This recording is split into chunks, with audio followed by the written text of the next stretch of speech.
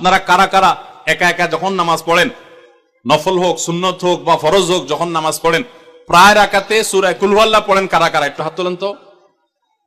আচ্ছা, হাত নামান। খুশি হয়ে হাত তুলছেন, মনে করছেন প্রশংসা পাবেন। প্রশংসা না, বরং একটা বদনাম পাওয়ার ভয় আছে। সূরা ইখলাস, এটাকে আমরা সাধারণত কুল হুয়াল্লাহ সূরা বলি, তাই না? ইখলাস মানেটা কি? আমরা যেহেতু এই সূরাগুলো নামাজের মধ্যে সবচেয়ে বেশি পাঠ করি, ঠিক না বেঠিক? এই সূরাগুলো অর্থাৎ শেষের দিককার সূরাগুলো আমরা যেহেতু বেশি নামাজের মধ্যে পাঠ করি, এই সূরাগুলোর অর্থ যদি আমি জানি, ব্যাখ্যা যদি আমি জানি, তাহলে নামাজের মধ্যে মনোযোগ ধরে রাখা সহজ হবে। কারণ আপনি মুখে কি পড়তেছেন আপনি নিজে অর্থ বুঝেন না, মন্ত্রের মতো পাঠ করতেছেন। যদিও না বুঝে পড়লেও আপনি সওয়াব পাবেন, কিন্তু না বুঝে পড়লে তো আর এই কোরআনে আল্লাহ কি বলেছে এটা জানতে পারবেন না। না জানলে সে অনুযায়ী আপনি আমলও করতে পারবেন না। এজন্য আমাদেরকে বুঝতে হবে। এজন্য সূরা ইখলাস সম্পর্কে আমরা জানি। ইখলাস এই সূরার নাম, সূরার নাম হলো সূরাতুল ইখলাস বা ইখলাসের সূরা। ইখলাস শব্দের একটা অর্থ হলো পিওর করা, খাঁটি করা।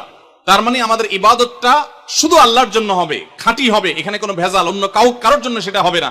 আমাদের দোয়াগুলো সব শুধু আল্লাহর জন্য হবে, খাঁটি এবং ফ্রেশ ভাবে আল্লাহর জন্য নিবেদন করবো, সাথে আর কারোর সেখানে শরীক করবো না। এই জন্য এই সূরার নাম ইখলাস, যে এই সূরার মধ্যে আল্লাহর ইবাদত, একত্ববাদ, তাওহীদ, এটাকে খাঁটি করবার নির্দেশ দেওয়া হয়েছে। আল্লাহর কোনো শরীক নাই, এই জন্য এটাকে সূরা ইখলাস বলা হয়েছে, খাঁটি করার সূরা, ঈমানকে বিশুদ্ধ করা, তাওহীদকে ঠিক করার সূরা। একইভাবে ইখলাসের আরো বিভিন্ন অর্থ এবং বিভিন্ন ব্যাখ্যা আছে, আমরা শুধু এটুকু বলি। এরপর আসা যাক সূরা কুল হুয়াল্লাহ। কেন আল্লাহ তাআলা এই সূরাটা নাজিল করলেন? কোরআন কারীমের বিভিন্ন সূরা, বিভিন্ন আয়াত নাজিলের প্রেক্ষাপট আছে, যেটাকে শানে নুজুল বলা হয়। কেন এই সূরা আল্লাহ তাআলা আমাদেরকে দিয়েছেন, এ সম্পর্কে প্রিয় নবী সাল্লাল্লাহু আলাইহি সাল্লামের এক সাহাবী, তার থেকে একটি হাদিস বর্ণিত আছে। সেই হাদিসের আলোকে আমরা জানি যে মক্কার মুশরিকরা, মক্কার কাফিররা, অবিশ্বাসীরা, তারা প্রিয় নবী সাল্লাল্লাহু আলাইহি সাল্লাম যখন তাওহীদের দাওয়াত দিলেন, আল্লাহর পথে আসার দাওয়াত দিলেন, তারা বলল, মুহাম্মদ, আমরা তো সবার বংশ পরিচয় জানি। সেই যুগে মানুষ উটের পর্যন্ত বংশ পরিচয় জানতো, শিখতো।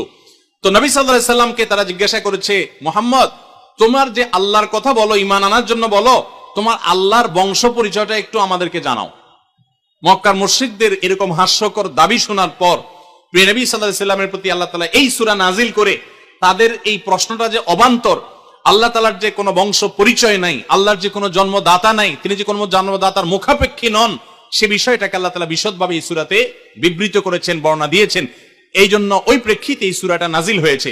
কোন উলামা ইকরাম, কোন মুফাসসিরগণ অবশ্য ভিন্ন আরো একাধিক কথাও বলেছেন, তবে এটি সবচেয়ে প্রসিদ্ধ এবং বেশিরভাগ মুফাসসিরদের মত এটি যে সূরা ইখলাস, কুল হুয়াল্লাহ সূরা নাজিল হয়েছে মক্কার মুশরিকরা প্রিয় নবী সাল্লাল্লাহু আলাইহি সাল্লামের কাছে আল্লাহর বংশ পরিচয় জানতে চাওয়ার মতো মূর্খতাসুলভ প্রশ্ন করেছে। সেই প্রশ্নের জবাবে এই সূরায় আল্লাহ রাব্বুল আলামিন বিস্তারিত বিবরণ দিয়েছেন। এবার আসুন আমরা এই সূরায় কি বলেছেন আল্লাহ রাব্বুল আলামিন সে বিষয়ে জানবো, এবং সেই সাথে এই সূরাটার বিশেষ ফজিলত আছে। সূরা ইখলাসের আবার স্পেশাল ফজিলত আছে, কি সেটা আমরা জানবো ইনশাআল্লাহ তাআলা। আমরা প্রথমে আসুন সূরার অর্থ আমরা জেনে নেই। কুল হুয়াল্লাহু আহাদ। আমার সাথে সাথে আপনারা বলুন, কুল হুয়াল্লাহু আহাদ, আল্লাহুস সামাদ, লাম ইয়ালিদ ওয়া লাম ইউলাদ ওয়া লাম ইয়াকুল লাহু কুফুয়ান আহাদ। কুল হুয়াল্লাহু আহাদের অর্থ হলো বলুন। কুল মানে বলুন। এই কুলটা বড় কাফের কুল। আমরা অনেকে কয় রস্যকার কুল ও কুল, বড়ই লিখতে যে কুল লেখি আমরা ওই রকম বলি। এই কাফটা ভেতর থেকে আসবে, কুল কুল কুল বললে তার অর্থ হবে বলো। আর যদি ছোট কাফের কুল অর্থাৎ বাংলায় করস্যকার কুল ও কুল লিখি যে আমরা ওরকম কুল যদি বলেন, আরবিতে তার অর্থ হলো খাও। একটা হলো বলো, আরেকটা হলো খাও। অর্থের মধ্যে বেশ কম আছে না নাই? অনেক বেশ কম। কোথায় খাওয়া আর কোথায় বলা। এই জন্য এই কফটাকে একটু শুদ্ধ করার চেষ্টা করতে হবে। কুল ভিতর থেকে, কুল কুল হুয়াল্লাহু আহাদ। এর অর্থ কি? কুল মানে বলুন। আল্লাহ তাআলা তার রাসূলকে বলছেন, হে রাসূল, আপনার ভেতরে যে বিশ্বাস আছে তাওহীদের প্রতি, সেই বিশ্বাসকে প্রকাশ করে বলুন, হুয়াল্লাহু, হুয়া মানে তিনি, আল্লাহ মানে তো আল্লাহ, বলুন যে তিনি আল্লাহ, আহাদ মানে একক, অদ্বিতীয়, তার কোনো শরীক নাই, তার কোনো অংশীদার নাই, তিনি একক। বংশ পরিচয়ে তার থাকার প্রশ্নই ওঠে না। যিনি একক, যিনি অদ্বিতীয়, যার কোনো শরীক নাই এবং যার কোনো পার্টনার নাই, যার কোনো ফ্যামিলির সদস্য নাই, যিনি একক, তার বংশ পরিচয় জানতে চাওয়া এটা মূর্খতা এবং অজ্ঞানতা। এই জন্য আল্লাহ রাব্বুল আলামিন জানিয়েছেন, কুল হুয়াল্লাহু আহাদ, বলে দিন তিনি আল্লাহ, যিনি একক, আল্লাহুস সামাদ, আল্লাহ হলেন সমাদ। সমাদ শব্দের অর্থ হলো যে তিনি হলেন সেই মহান সত্তা, সবাই যার কাছে মুখাপেক্ষী, তিনি কারোর কাছে মুখাপেক্ষী নন। সমাদ মানে হলো যিনি অমুখাপেক্ষী, যিনি কারোর মুখাপেক্ষী না। পৃথিবীর সকল সৃষ্টি তার মুখাপেক্ষী, তিনি কারোর মুখাপেক্ষী না। যেহেতু তিনি কারোর মুখাপেক্ষী না, অতএব তার বাপেরও প্রয়োজন নাই, তার মায়েরও প্রয়োজন নাই, তার সন্তানের প্রয়োজন নাই, বন্ধুর প্রয়োজন নেই, তার কারোর কোনো প্রয়োজন নেই। সবার তাকে প্রয়োজন, কিন্তু তিনি কারোর কাছে মুখাপেক্ষী নন। আল্লাহুস সামাদ লাম ইয়ালিদ ওয়া লাম ইউলাদ, যেহেতু তিনি কারো মুখাপেক্ষী নন, এজন্য তিনি কাউকে জন্ম দেননি। ওয়া লাম ইউলাদ, এবং তাকেও কেউ জন্ম দেয়নি। যেহেতু তিনি কোনো কারো মুখাপেক্ষী না, এজন্য তার বাপ মারও প্রয়োজন নাই। আমরা দুনিয়াতে আসার জন্য বাপ মার মুখাপেক্ষী, বাপ মা ছাড়া আসতে পারি না। যেহেতু আল্লাহ কারো মুখাপেক্ষী নন, এজন্য তার কোনো জন্মদাতার প্রয়োজন হয়নি। ওয়া লাম ইউলাদ, এবং তিনি কাউকে জন্ম দেননি। কারণ আমাদের সন্তান সন্ততি জন্ম দিতে হয় আমাদের প্রয়োজনে, কারণ আমার বংশধারা ধরে রাখতে হবে, আমার নামটা ধরে রাখতে হবে, আমার সম্পদ রক্ষণাবেক্ষণ করতে হবে, বৃদ্ধকালে আমাকে দেখাশোনা করতে হবে। এইসব কারণে আমাদের সন্তানের প্রয়োজন হয়। আল্লাহ তাআলা যেহেতু মুখাপেক্ষী নন কোনো কিছুর প্রতি, এই জন্য তার কাউকে জন্ম দিয়ে তার বংশটিকে রাখারও প্রয়োজন নাই, আবার তাকে কেউ জন্ম দেওয়ারও প্রয়োজন নাই। ওয়ালাম ইয়াকুল্লাহু কুফুয়ান আহাদ, আর তার কোনো সমকক্ষ নাই, তার সমান কেউ নাই, তার সাথে কোন প্রকার সাদৃশ্য হতে পারে এমন আর কেউ নেই। তিনি অদ্বিতীয়, তিনি একক। এই ছোট ছোট 4টি সূরায় আল্লাহ তাআলার 3টি গুণবাচক নাম আল্লাহ উল্লেখ করেছেন। আল্লাহর মূল নাম যেটা, সেটা উল্লেখ করেছেন আল্লাহ, তার জাতে পাকের নাম। আর এর পাশাপাশি আরো 2টি গুণবাচক নাম উল্লেখ করেছেন। এক হলো আহাদ, মানে একক, এটা আল্লাহর গুণবাচক নাম। আর হলো সমাদ, এটাও আল্লাহর গুণবাচক নাম। এই নামগুলো আল্লাহ তাআলা উল্লেখ করেছেন। এই যে সূরাটা, সূরা ইখলাস আমরা জানলাম, এর অর্থ আমরা শুনলাম। এই সূরার ফজিলত কি? 3টা ফজিলত আপনারা শুনেন। 1 নম্বর, নবী করিম সাল্লাল্লাহু আলাইহি সাল্লাম বলেছেন, এই সূরা ইখলাস এটা হলো কোরআনে কারীমের 3 ভাগের 1 ভাগ। বলেন সুবহানাল্লাহ। সূরা ইখলাস বা কুল হুয়াল্লাহ সূরাটা হলো কোরআনে কারীমের কয় ভাগের 1 ভাগ? 3 ভাগের 1 ভাগ। 3 ভাগের 1 ভাগের মানে কি? এই সম্পর্কে কোন কোন তাফসীর বিদ্বান বলেছেন, এর মানে হলো গোটা কোরআনে আল্লাহ তাআলা মৌলিকভাবে 3টা বিষয়ের আলোচনা করেছেন। কয়টা বিষয়? এই পুরো কোরআন জুড়ে আল্লাহ তাআলা আলোচনা করেছেন কয়টা বিষয়ে? 3টা বিষয়। নাম্বার 1 তাওহীদ, একত্ববাদ, ঈমান সম্পর্কে। নাম্বার 2 আখবার, বিভিন্ন জাতি গোষ্ঠীর ইতিহাস আল্লাহ এখানে আলোচনা করেছেন। নাম্বার 3 এই কোরআন আল্লাহ তাআলা আলোচনা করেছেন আহকাম বা বিধিবিধান।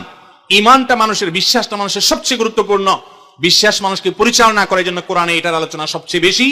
এরপর ইতিহাসের আলোচনা মানুষের অনেক বেশি প্রয়োজন শিক্ষা গ্রহণ করবার জন্য পূর্বের ঘটনাবলী থেকে, সেজন্য সেগুলোও আছে। আর 3 নম্বর বিধিবিধান, মানুষ কিভাবে চললে কোন দিকে গেলে লাভ হবে, কোথায় গেলে ক্ষতি হবে, সে হালাল হারামের বিবরণ কোরআনে আছে। 3টা বিষয়ের আলোচনার মধ্যে একটা হলো তাওহীদ বা ঈমান। এই সূরা ইখলাস এমন একটা সূরা কোরআনের, এই একটা সূরাতে পুরা সূরা 4টা আয়াতের সবগুলো আয়াতে শুধু ঈমান সম্পর্কে, শুধু আল্লাহর জাত সম্পর্কে বলা আছে। বলেন সুবহানাল্লাহ। ভাইরা আমার, এই সূরা ইখলাস বা সূরা কুল হুয়াল্লাহ এটা কোরআনে কারীমের 3 ভাগের 1 ভাগ। এটা একটা ব্যাখ্যা। আরেকটা ব্যাখ্যা হলো, কোরআনে কারীম যদি কেউ পুরাটা পড়তে পারে, যে পরিমাণ সওয়াব সে লাভ করবে। শুধু কুল হুয়াল্লাহ সূরা যদি একবার পাঠ করে, কয়বার? একবার যদি পাঠ করে, কোরআনে কারীমের 3 ভাগের 1 ভাগ তেলাওয়াত করার সওয়াব আল্লাহ তাআলা ওই ব্যক্তিকে দান করেন। তাহলে যদি কেউ 3 বার পাঠ করে, তাহলে এখান থেকে বোঝা যায় যে আল্লাহ তাআলা তাকে পুরা কোরআন একবার তেলাওয়াতের সওয়াব দান করবেন। পুরা কোরআন কষ্ট করে তেলাওয়াত করলে সেটার যে মর্যাদা হবে সেটা অবশ্যই ভিন্নতর। কিন্তু 3 কুল সূরা ইখলাস এটাকে 3 বার পাঠ করলে আল্লাহ রাব্বুল আলামিন কোরআনে কারীমের পূর্ণাঙ্গ কোরআন তেলাওয়াতের সওয়াব পাবেন বলে অনেক উলামা ইকরাম, মুহাদ্দিসিন ইকরাম বলেছেন এই হাদিসের আলোকে। এটা হলো এর দ্বিতীয় ফজিলত। প্রথম ফজিলত। দ্বিতীয় ফজিলত হলো, আমাদের প্রিয় নবী সাল্লাল্লাহু আলাইহি ওয়াসাল্লামের সময় তিনি এক দলকে একটা অভিযানে পাঠিয়েছেন। তাদের মধ্যে যিনি ইমাম সাহেব ছিলেন, ওই আল্লাহর বান্দা প্রত্যেক নামাজের মধ্যে যে কোনো সূরা পড়তেন, যে কোনো কিরাত পড়তেন, শেষে সূরা ইখলাসটা অবশ্যই পাঠ করে তারপর রুকুতে যাইতেন। এখন সাহাবীদের মধ্যে একটা প্রশ্ন দেখা দিল যে এই লোকটা প্রত্যেক রাকাত নামাজে সূরা ফাতিহা, আলহামদুলিল্লাহ সূরা পাঠ করার পর যেই সূরাই পড়েন, যেই কিরাতই পড়েন, সাথে আবার কুল হুয়াল্লাহটা কেন পড়েন? আমরা তো নবী সাল্লাল্লাহু আলাইহি ওয়াসাল্লাম কিরম করতে দেখি নাই। তখন সাহাবীরা এসে নবী সাল্লাল্লাহু আলাইহি ওয়াসাল্লামকে জিজ্ঞাসা করলেন, ইয়া রাসূলুল্লাহ, আমাদের ইমাম সাহেব যাকে আমাদের সাথে আপনি দিয়েছেন, যিনি আমাদের সাথে আছেন, এই ব্যক্তি প্রত্যেক রাকাতে অন্য যা পড়ুক আর না পড়ুক এই কুল হুয়াল্লাহ সূরাটা উনি পড়েই পড়ে, এটা উনি ছাড়ে না, এর কারণটা কি? তখন নবী সাল্লাল্লাহু আলাইহি ওয়াসাল্লাম জিজ্ঞাসা করলেন ওই ব্যক্তিকে যে তুমি কেন এই সূরা পাঠ করো? অবশ্যই অবধারিতভাবে সূরা ফাতিহা না প্রত্যেক রাকাতে ফিক্সড, অন্য কোন সূরা তো ফিক্সড না, তুমি অন্য যাই পড়ো সাথে প্রত্যেক রাকাতে কুল হুয়াল্লাহ দিয়ে শেষ করে তারপর রুকুতে যাও কেন? তখন সে সাহাবী বললেন, ইয়া রাসূলুল্লাহ, আমি কেন পড়ি? কারণ কোরআনে কারিমে এই একটা সূরা, সূরা ইখলাস বা কুল হুয়াল্লাহ সূরাটা একমাত্র সূরা যেই সূরার শুরু থেকে শেষ পর্যন্ত সবগুলো আয়াতে শুধু আমার আল্লাহর কথা বলা আছে। কোরআনের অন্য কোন সূরা এমন নাই যেই সূরার শুরু থেকে শেষ পর্যন্ত পুরো সাবজেক্ট আগা টু গোড়া পর্যন্ত সবগুলো বিষয় সবগুলো আয়াতে শুধুমাত্র আল্লাহর পরিচয় দেওয়া হয়েছে, এমন আরেকটা সূরা নেই। যেহেতু এখানে শুধু আল্লাহর কথাই বলা হয়েছে, এই জন্য এই সূরাকে আমার অনেক বেশি পছন্দ হয়, এই জন্য এই সূরাকে অনেক বেশি আমি ভালোবাসি। আমার আল্লাহর আলোচনা এখানে, অন্যান্য সূরাতে কোথাও ইতিহাস, কোথাও হালাল হারাম, কোথাও বিধিবিধান, কোথাও অন্যান্য আলোচনা আছে, কিন্তু এই সূরায় শুধু আমার আল্লাহর কথা বলা আছে। এই জন্য আল্লাহর মহব্বত এই সূরাকে আমি অনেক ভালোবাসি, কুল হুয়াল্লাহ সূরাকে। নবী করিম সাল্লাল্লাহু আলাইহি ওয়াসাল্লাম তখন বলেছেন, তোমার এই ভালোবাসার কারণে আমার কাছে ওহী আল্লাহ পাঠিয়েছেন যে আল্লাহ তাআলা তোমাকে স্পেশালি ভালোবাসেন। এবং অন্য বর্ণনায় আসছে নবী সাল্লাল্লাহু আলাইহি ওয়াসাল্লাম বলেছেন, হুব্বুকা ইয়্যাহা ইউদখিলুকাল জান্নাহ, তুমি এই সূরাকে যে ভালোবাসো, এই ভালোবাসার কারণে আল্লাহ তাআলা তোমাকে জান্নাতে প্রবেশ করাবেন, সে ওয়াদা করেছে। অতএব ভাই আমার, সূরা ইখলাস বা কুল হুয়াল্লাহ সূরাকে স্পেশালি আমরা মহব্বত করব, ঠিক আছে না ইনশাআল্লাহ? এই সাহাবীর পাশাপাশি মদিনায় আরেক সাহাবী, তিনিও ইমামতি করতেন এবং ইমাম হিসাবে দায়িত্ব প্রাপ্ত ছিলেন নবী সাল্লাল্লাহু আলাইহি ওয়াসাল্লাম তরফ থেকে, তিনিও একই কাজ করতেন। তার ব্যাপারে নবী সাল্লাল্লাহু আলাইহি ওয়াসাল্লামের একই রকমের জবাব দেওয়ার কথা আমরা হাদিস থেকে জানতে পারি। সেখান থেকে সূরা ইখলাসের মর্যাদা বোঝা যায়। আমরাও অনেকে সূরা ইখলাস প্রায় রাকাতে পড়ি, আছে না নাই? আপনারা কারা কারা একা একা যখন নামাজ পড়েন, নফল হোক, সুন্নত হোক বা ফরজ হোক, যখন নামাজ পড়েন প্রায় রাকাতে সূরা কুল হুয়াল্লাহ পড়েন? কারা কারা একটু হাত তোলেন তো। আচ্ছা, হাত নামান। খুশি হইয়া হাত তুলছেন, মনে করছেন প্রশংসা পাবেন। প্রশংসা না, বরং একটা বদনাম পাওয়ার ভয় আছে। হাতটা তোলাইছি আমি, আপনারা মনে করছেন সবসময় হাত তুললেই শুধু জিতা যায়।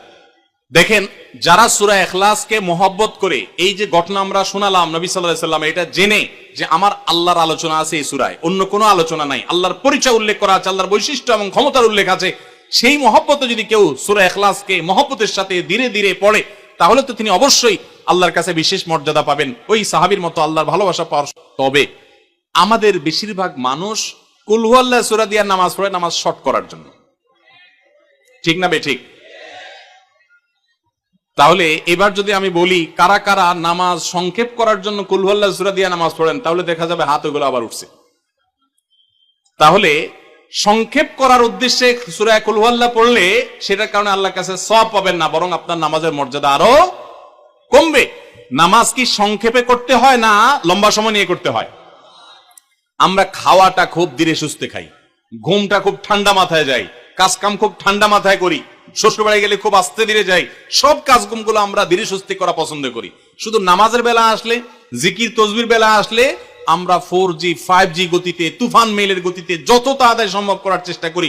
সব জায়গায় গতি ভালো না, মোবাইলের নেট স্পিডের গতি ভালো বুঝলাম, কিন্তু তেলাওয়াত যে যত ধীরে ধীরে করবে, নামাজ যে যত আস্তে আস্তে পড়বে, আপনি মসজিদে লক্ষ্য রাখবেন, আপনার মসজিদে যেই লোকটার নামাজে সবচেয়ে বেশি সময় লাগায়, যেই লোকটার 2 রাকাত নামাজে সবচেয়ে বেশি সময় ব্যয় করে, আপনি নিশ্চিত ধরে নেবেন এই লোকটার নামাজি হিসাবে তত আল্লাহর কাছে প্রিয় এবং শ্রেষ্ঠ।